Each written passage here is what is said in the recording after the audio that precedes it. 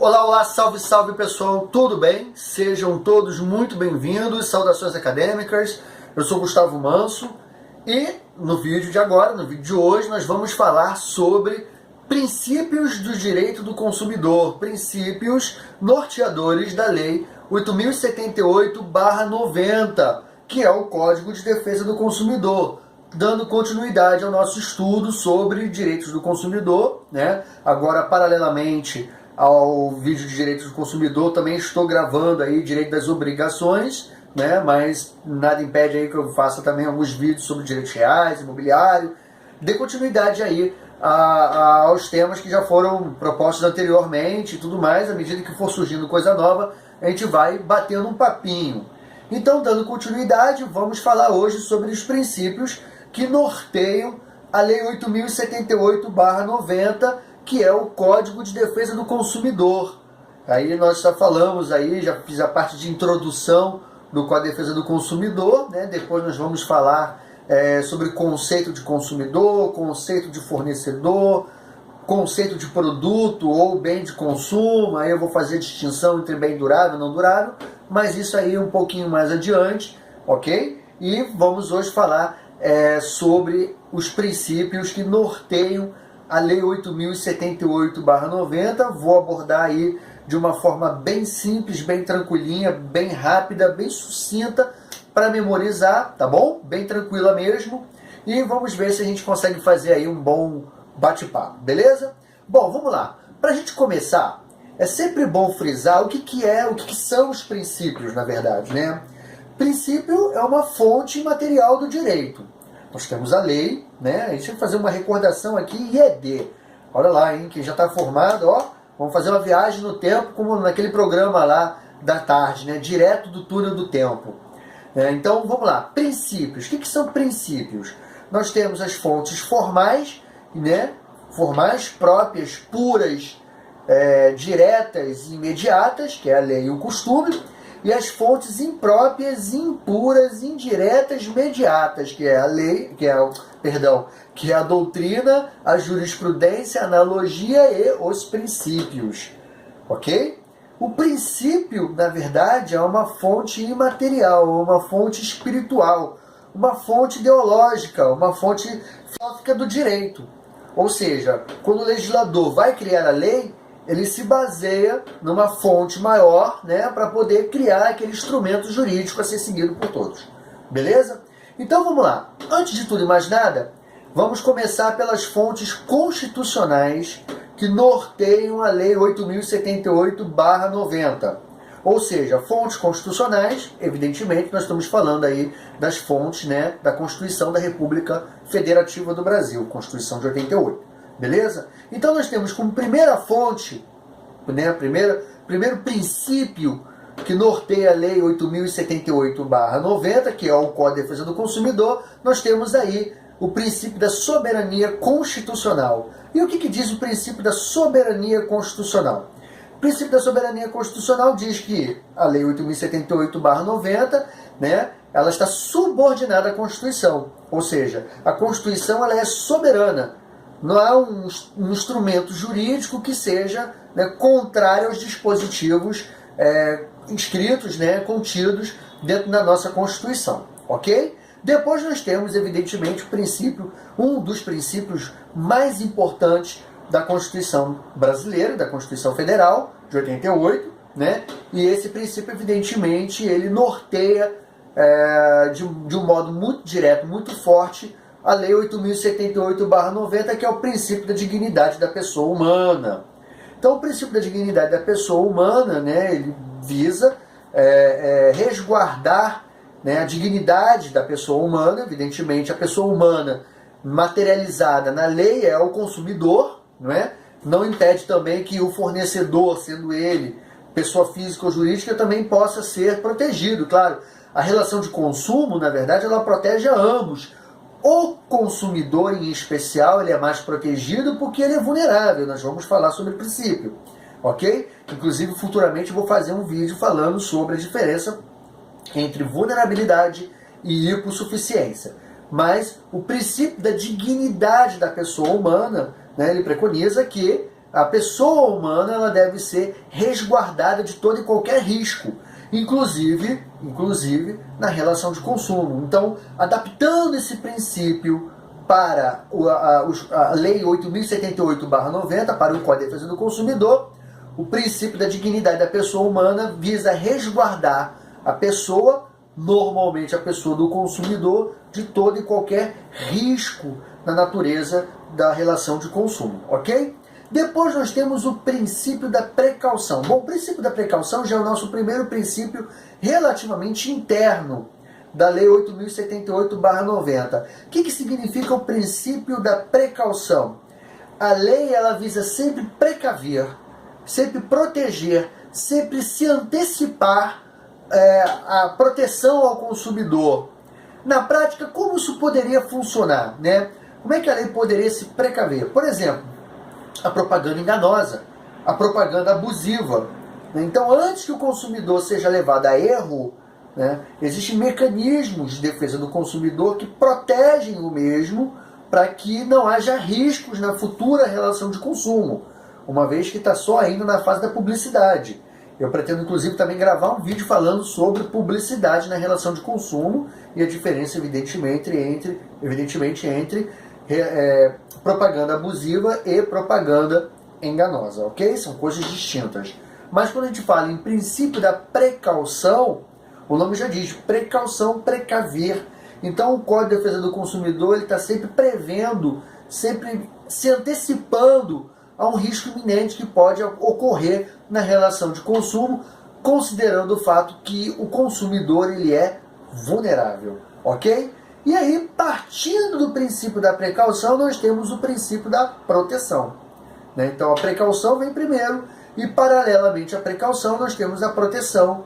Né? É dever do Código de Defesa do Consumidor, e aí o Código de Defesa do Consumidor, a Lei 8.078/90, ele cria mecanismos e transfere para os responsáveis aí a defesa nas relações de consumo e a defesa do consumidor, especialmente, né, porque o consumidor, como eu falei anteriormente, ele é hipossuficiente. Então, na proteção, nós temos aí diversos mecanismos, né? Nós temos a lei, nós temos as associações de defesa do consumidor, nós temos o Ministério Público, né? Nós temos os PROCONs, então todos eles se baseiam nesse princípio da proteção para proteger a parte mais frágil na relação de consumo, ok? Depois nós temos o princípio da dimensão coletiva. O que é o princípio da dimensão coletiva? Né? A lei, o Código de Defesa do Consumidor, ele visa, né, atingir a coletividade. Você não tem um número exato. Claro que se um consumidor procurar o PROCON, procurar a Justiça, né, ele vai fazer um uso direto dessa lei, ele vai fazer um uso do mecanismo da Lei 8.078, né, para se proteger. Ou até mesmo na relação consumidor-fornecedor, o consumidor faz uso do Código de Defesa do Consumidor, né? Inclusive está na lei que os estabelecimentos comerciais devem ter um exemplar ali do Código de Defesa do Consumidor, da Lei 8.078/90, para consulta aí e para elucidar eventuais dúvidas que possam surgir no meio aí da relação de consumo. Muito bem, mas quando a gente fala em princípio da dimensão coletiva, né, é que o Código de Defesa do Consumidor ele visa abranger o maior número de pessoas possíveis que se achem numa situação de conflito, numa relação de consumo. Isso é muito interessante. Então, gravem bem, um dos princípios norteadores da Lei 8.078/90 é o princípio, né, da dimensão coletiva. Isso é muito bacana. Partindo daí, temos o princípio da boa-fé. O princípio da boa-fé é um princípio constitucional também, né? E dentro do princípio da boa-fé nós temos aí a boa-fé objetiva, quer dizer, aquela é a boa-fé que não é uma presunção, não é a boa-fé subjetiva, né? A boa-fé subjetiva ela vinha até dentro do Código Civil de 1916, já o Código atual de 2012 ele também preconiza, ele também valoriza, ele também reforça, né, a boa-fé objetiva, mas anteriormente, nós tínhamos tão somente a Constituição e depois aí a Lei 8.078/90, né, reforçando aí o Instituto da Boa-Fé. Então, o que é o princípio da boa-fé? As relações de consumo, elas devem ser pautadas na boa-fé, elas devem ser pautadas na honestidade, elas devem ser pautadas na lealdade, ok? De modo que ambas as partes que figuram nessa relação de consumo, tanto o consumidor quanto o fornecedor, possam sair satisfeitos nessa relação, né, sem prejuízos. Então, cada um no seu papel, fornecedor e consumidor, eles aí contribuem para a saúde da relação de consumo, para que a relação de consumo possa ser a mais equilibrada possível. E dentro desse princípio, nós temos aí o princípio, evidentemente, da boa-fé objetiva. E a boa-fé objetiva é o princípio que valoriza que a boa-fé, ela não é só uma ideia, ela não é só uma presunção, ela deve ser uma conduta, uma atitude de ambas as partes que figuram nessa relação, ela deve ser objetiva, beleza? Partindo da boa-fé objetiva, nós temos o princípio da educação para o consumo. Isso é muito legal, o princípio da educação para o consumo, né? O fornecedor e também a lei, ela deve contribuir para que haja uma educação de consumo, para que o consumo seja algo saudável, para que o consumo seja algo seguro, especialmente para o consumidor, para que a relação de consumo não coloque o consumidor numa condição de desvantagem excessiva em relação ao seu fornecedor, né? E nós temos inúmeras situações que podem aí corroborar esse Instituto da Educação para o Consumo. Por exemplo, nós temos até critérios de ordem econômica. A questão até de realizar, por exemplo, aplicação de juros, taxas abusivas, né, cláusulas leoninas, qualquer condição aí que coloque aí o consumidor em desvantagem na relação de consumo, ok? Marcando aqui, muito bem. Vamos lá, partindo para o princípio da vulnerabilidade. Esse sim, também é muito importante, muito frisado. Princípio da vulnerabilidade. Todo consumidor se encontra em condição de vulnerabilidade. Todo consumidor corre risco na relação de consumo. De um produto com defeito, de uma propaganda que não deixou claro o que aquele fornecedor estava querendo vender, ou as condições de pagamento, as taxas de juros. Enfim, todo consumidor ele está numa situação de vulnerabilidade que pode prejudicar, que pode acarretar risco na relação de consumo, risco de insatisfação ou até mesmo de perder dinheiro. Então, frisando mais uma vez, a vulnerabilidade ela está aí, ela é um princípio norteador da Lei 8.078/90. Vulnerabilidade não é a mesma coisa que hipossuficiência. Hipossuficiência tem um caráter até mais processual, eu vou falar sobre isso mais adiante, mas a vulnerabilidade é aquele princípio que todo consumidor está vulnerável numa relação de consumo, ele é vulnerável numa relação de consumo. Manso, mas e se esse consumidor tiver muito dinheiro? E se esse consumidor for uma pessoa com poder aquisitivo? Ele ainda assim é vulnerável? Claro, todo consumidor é vulnerável. Mesmo que ele tenha poder aquisitivo, ninguém gosta de perder dinheiro. Ninguém gosta de investir, comprar um produto e aquele produto não satisfazer as suas necessidades, ok? Não satisfazer aí o seu gosto, as suas necessidades pessoais, não é? E você acabar aí se frustrando com aquele produto ser de ruim qualidade, de uma qualidade não muito, como posso dizer, apropriada, enfim, uma qualidade boa, e aí você gerar aí uma insatisfação, ok? Então, todo consumidor é vulnerável, sim, não importa o poder aquisitivo do mesmo, tá legal? Partindo da vulnerabilidade, nós temos aí a equidade e confiança. Princípio da equidade e confiança, vou fazer uma ressalva aqui e remeter de volta ao princípio da boa-fé.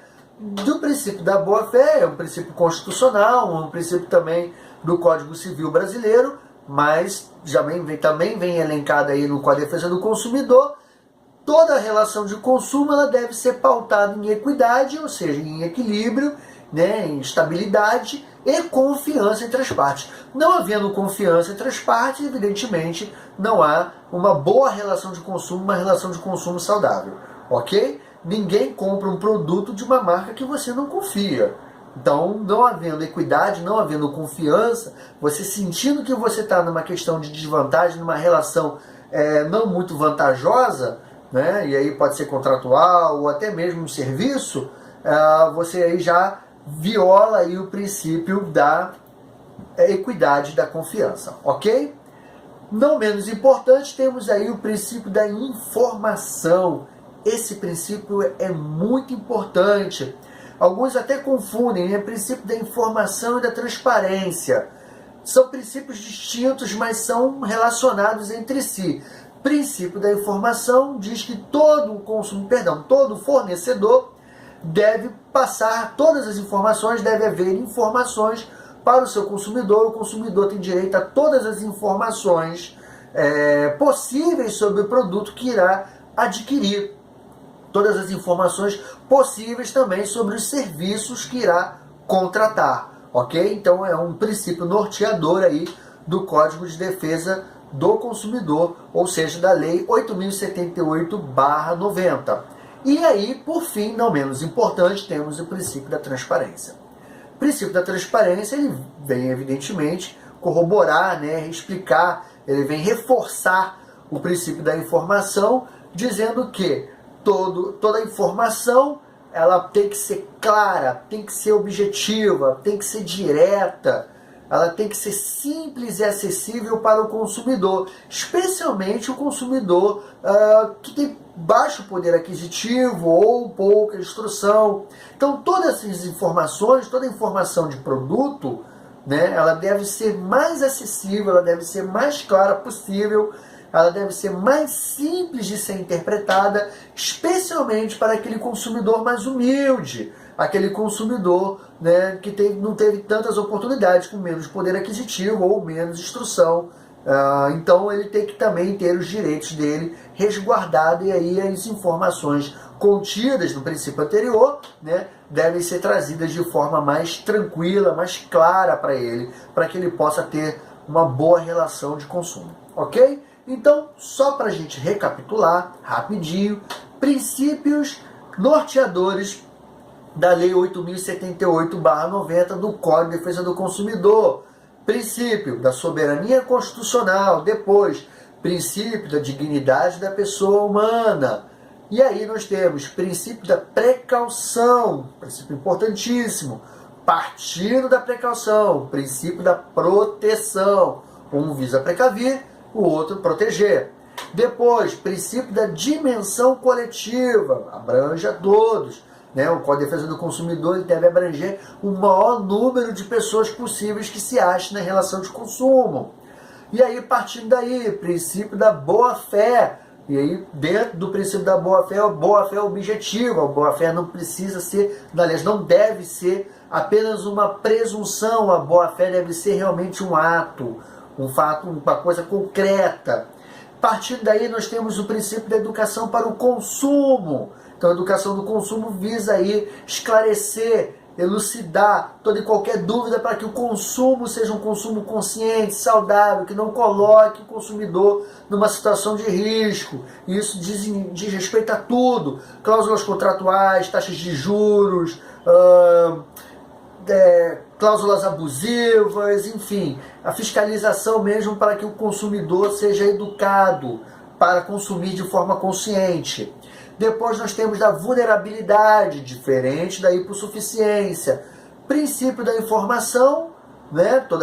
O consumidor tem direito a todas as informações possíveis. E princípio da transparência, por fim, essas informações devem ser claras e objetivas, de modo que não reste dúvida para o consumidor na hora de adquirir um produto ou um serviço. Beleza? Roteiro de estudo. Vamos lá, rapidinho. Artigo 4º é muito interessante, porque ele fala lá, ó, da Política Nacional das Relações de Consumo. Isso é muito bacana. E olha o que diz o artigo 4º da Lei 8.078/90. A Política Nacional das Relações de Consumo tem por objetivo o atendimento das necessidades dos consumidores, o respeito à sua dignidade, olha aí o princípio da dignidade, saúde, segurança, proteção dos interesses econômicos, né, a melhoria da sua qualidade de vida, transparência, a harmonia das relações de consumo, ou seja, a equidade, e atendido aos seguintes princípios. E aí todos os incisos dizem respeito aos incisos que, né, os princípios que nós tratamos aqui nesse simplesinho vídeo, nesse vídeo aqui tranquilo no nosso canal. Beleza? Bom, eu falei no vídeo passado, olha a aula, é a mania da sala de aula, é a nossa cachaça aqui.